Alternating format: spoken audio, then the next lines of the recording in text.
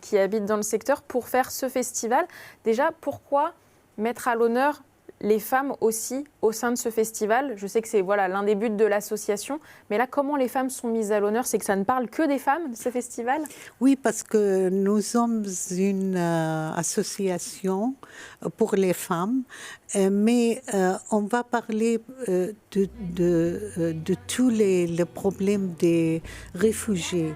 Pas seulement les réfugiés syriennes, mais les réfugiés dans tout le monde. Il faut parler contre les guerres. Il faut parler pour la paix dans tout le monde. Et du coup, dans ce festival, donc ça a commencé en début de semaine, il y a eu déjà des concerts, il y avait une exposition donc, au Centre d'art contemporain Passage.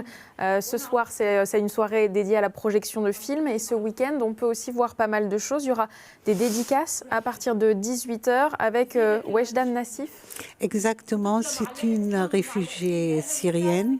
Elle est mon amie aussi. Elle était dans prison en Syrie pour plusieurs années parce qu'il était contre le régime tyrannique et c'était avant la révolution syrienne. Et elle a écrit maintenant un livre de l'histoire de plusieurs réfugiés en France, pas seulement les réfugiés syriens, mais plusieurs réfugiés de le monde. Donc ça permet d'être sensibilisé et de la rencontrer donc samedi à 18h et à 19h30, on a aperçu un extrait. Il y aura une pièce de théâtre, c'est une toute première, ça s'appelle Cuisiner son âme, avec une actrice qui est connue, une actrice syrienne très connue en Syrie, c'est Sousan Arshid et elle est une actrice très connue et cette pièce de théâtre est écrite par aussi un connu écrivain en Syrie, Faris Al-Zahabi,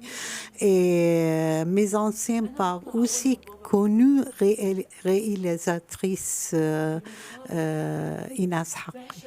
Donc voilà, la mise en scène, le texte et l'actrice sont à ne pas manquer. En fait, c'est intéressant d'avoir ce type de personnes à trois. Rappelez-nous, la pièce, ça parle de quoi en quelques mots? Elle parle d'une femme qui est contre ce régime tyrannique et elle souffre beaucoup, mais c'est pas seulement cette femme, mais c'est les souffrances de beaucoup de femmes syriennes qu'ils étaient sous le régime tyrannique et après la révolution, ils sont tués ou ils sont forcés à déplacer ou à partir par tout le monde. Donc voilà, c'est une pièce engagée, je suppose. Très engagée à notre... Elle est jouée en arabe et il y aura des sous-titres écrits en français, donc ça permettra que le jeu soit le plus naturel et le plus fort possible et on comprendra avec les sous-titres. Oui, on a pensé qu'est-ce qu'il fait, si il est mieux de parler en arabe dans cette pièce de théâtre ou en français, mais en arabe c'était plus vivant.